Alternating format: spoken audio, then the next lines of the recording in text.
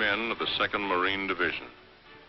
We're now embarking on a full-scale amphibious operation after many months of intensive training.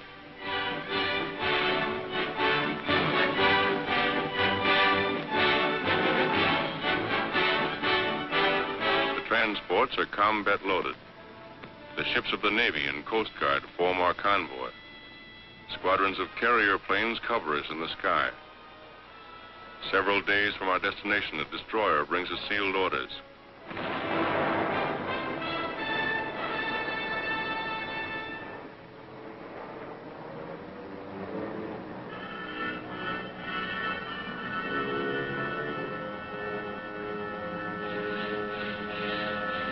It won't be long now before we know where we're bound. The relief map of our objective is broken out. The fortified island of Betio and the Tarawa atoll, a very important Jap air base on the outer fringe of their Pacific defenses. Our platoon leaders started explaining the terrain to us. By the time they were finished, we knew that island and its reefs as well as we knew our own backyards.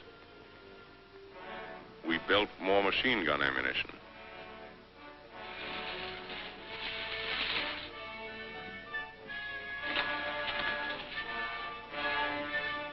Check and test fire all weapons.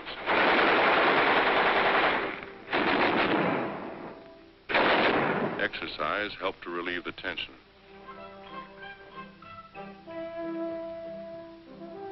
Navy and Coast Guard coxswains received last-minute instructions on formations, rendezvous areas, and departure times.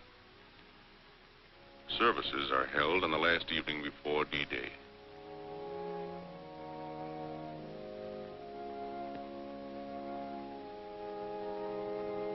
We liked listening to Father Kelly.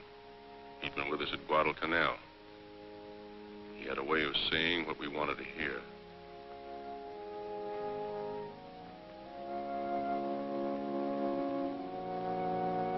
Many of these men were killed the following morning.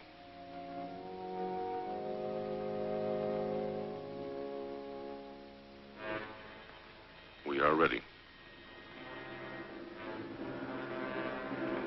D-Day. This is the day we attack. Long before daylight, we're over the side into amphibian tractors and landing boats.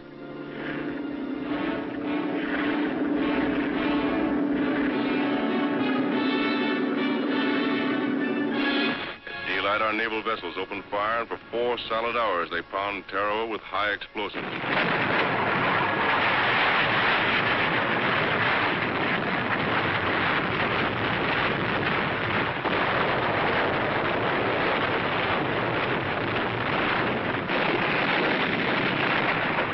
Everything went like clockwork. When the ship stopped firing, the Navy planes would take over. Bombing. Strafing. We were a team working together. Then, again according to plan, the planes withdraw and the ship's batteries open up again.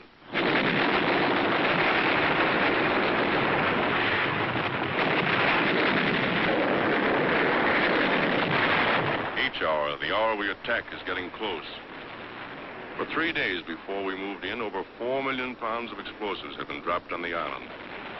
It didn't seem possible that anyone could live through that bombardment.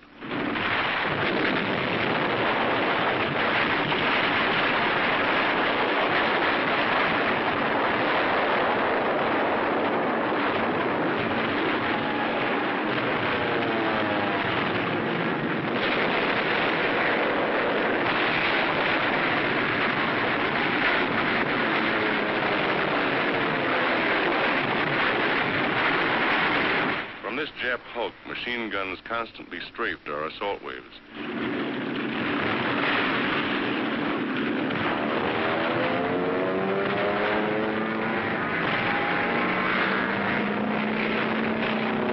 We bombed them out twice, but each time a new crew took over.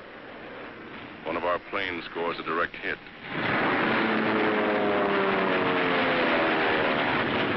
As we approach the island, we have the feeling that the show is just about over. There doesn't seem to be any organized resistance. However, we're taking no chances. Suddenly, we're met by heavy machine gun and mortar fire. It takes a heavy toll of our boats and men. It doesn't stop us.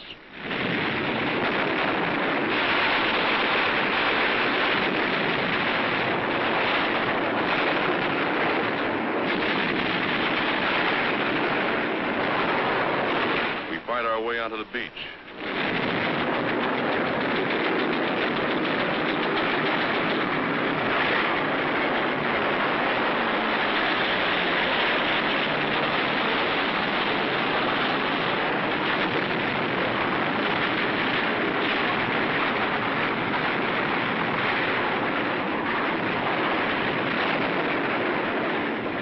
Our men wade ashore from wrecked amphibians.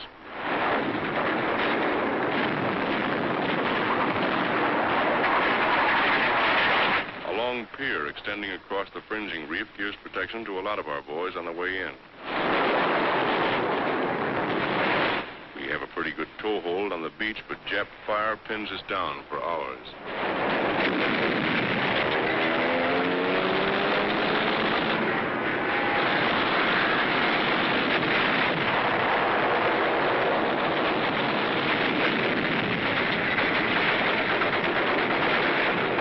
Casualties are pretty high, but as we found out later, blood plasma saves a lot of lives.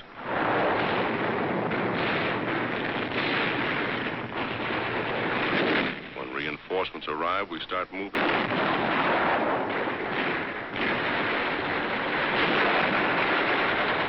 It isn't easy knocking those Japs out of their positions. They're hidden in trees, behind revetments, buried pillboxes, bomb-proofs, bunkers.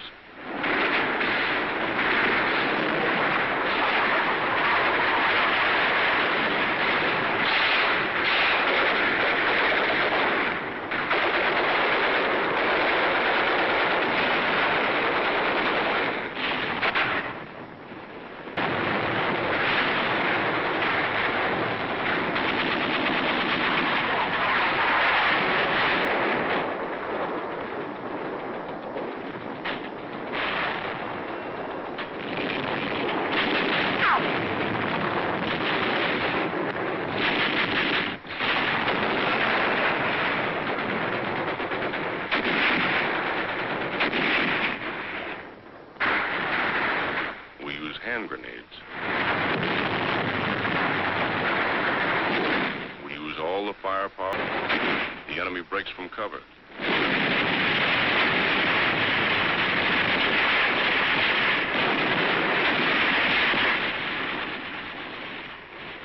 It's tough getting them out of places like this. We can never be sure where their snipers are placed. We take it slow, easy.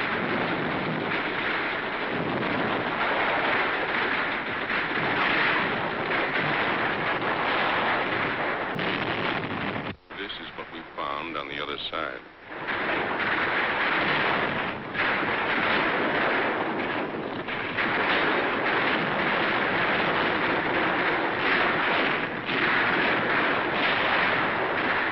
They're savage fighters.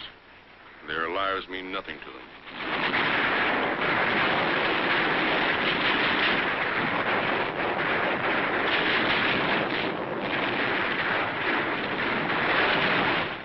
Boys is hit.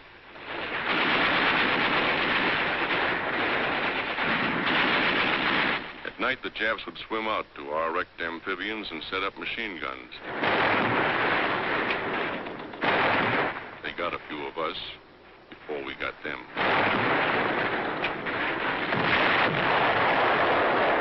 The commanding officer of the assault troops confers with his staff. One of our medium tanks remains in operation.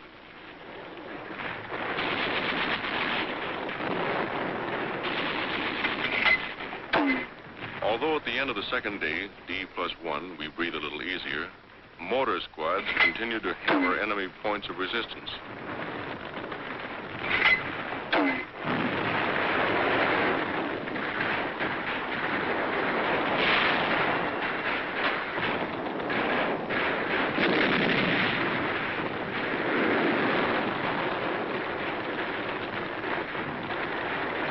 By this time, we know the Japs are licked.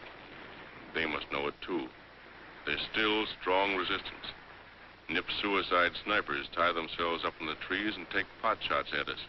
We hit them, but they don't fall. Just die and hang there.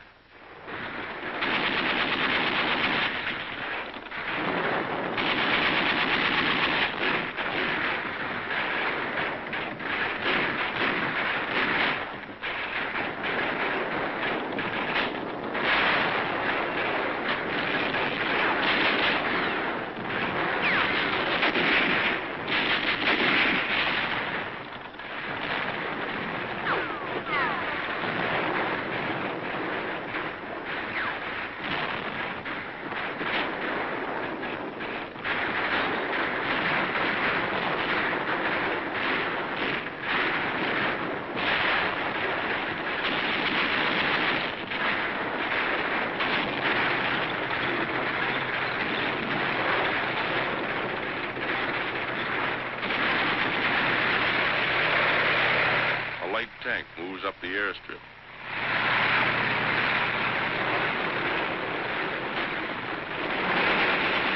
One of our boys is wounded during the attack on the airfield.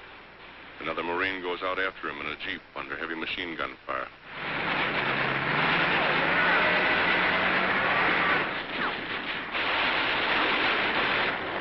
Back at the beach, there's constant activity.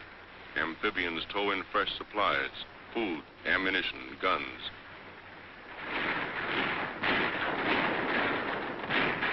As the battle moves across the island, the chaplain's assistants tend the dead, removing the lower identification tick and leaving the duplicate on each Marine so there'll be no mistake later on.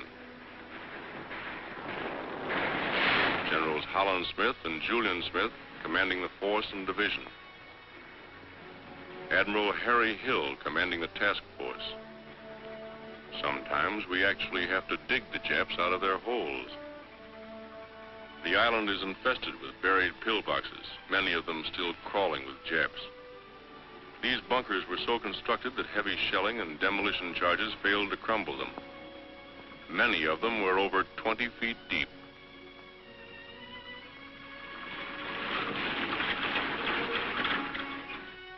Our first prisoners.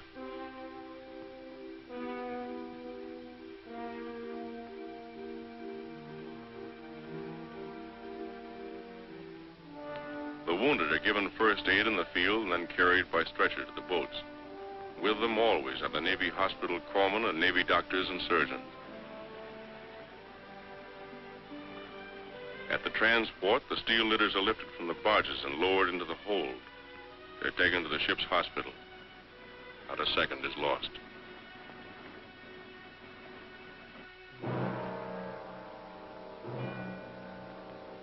These are Marine dead. This is the price we have to pay for a war we didn't want. And before it's over, there'll be more dead on other battlefields.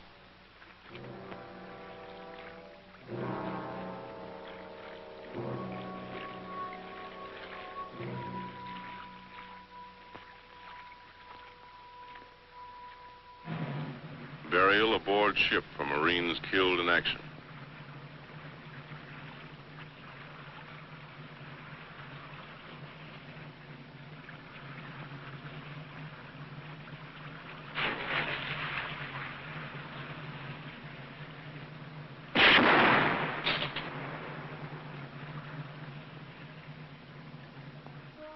Just to make sure they're not concealing weapons, the prisoners are lined up and their clothes cut away.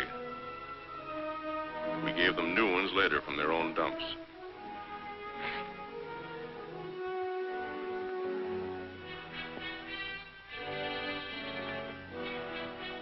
The rest of the island's defending force is dead. None escaped. Tokyo once boasted that it would cost 100,000 of our men to take Tarawa. We lost less than 1,000. The Japs over 4,000. A wounded Jap soldier.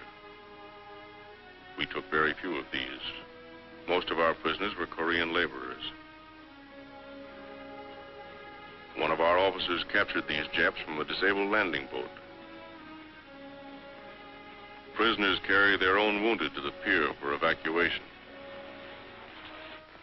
Captured Jap water. This is the first chance the boys have had to wash since they got on the island. Gunfire from our warships knocked these big guns out early in the bombardment. These were English Vickers guns captured by the Japs in Singapore.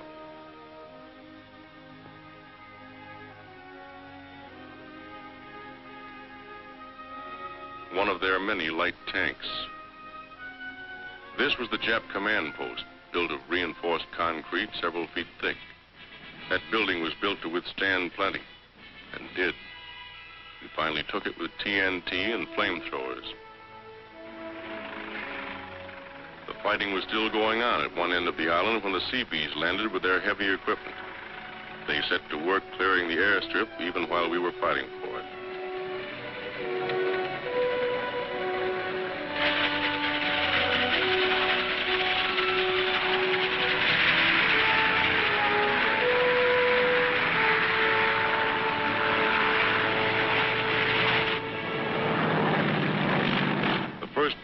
landed just 24 hours after the Seabees had started to work.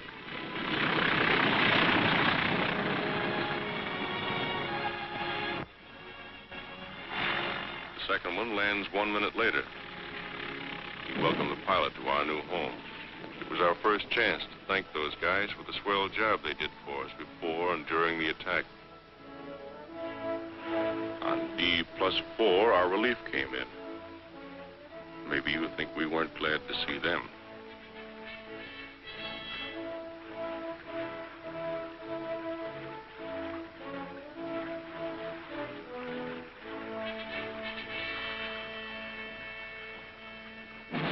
I guess all of us knew from the first, no matter how tough the going was, that we'd take the island. Just the same, the day the colors were run up on this palm tree and flew for the first time over Tarawa, we got a lump in our throats. We were mighty proud.